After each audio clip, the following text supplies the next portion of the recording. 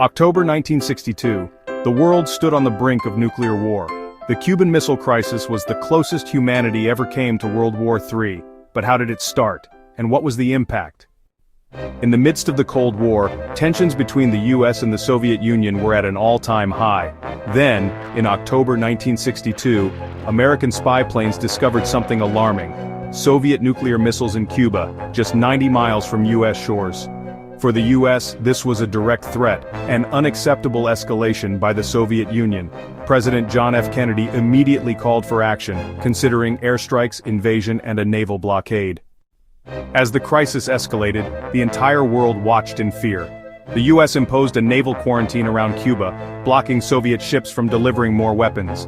Tensions soared as nuclear-armed submarines and bombers were put on high alert. Diplomatic negotiations between Kennedy and Soviet leader Nikita Khrushchev became a game of high-stakes brinkmanship. One wrong move could have led to nuclear war. The crisis revealed how fragile the balance of power had become. After 13 tense days, an agreement was reached. The Soviet Union agreed to withdraw its missiles from Cuba. In return, the United States secretly agreed to remove its nuclear missiles from Turkey. Disaster was averted, but the world was forever changed. A hotline between Washington and Moscow was established to prevent future crises. The arms race continued, but both superpowers became more cautious about direct confrontation. Cuba remained communist, solidifying its alliance with the USSR, but never received nuclear weapons again.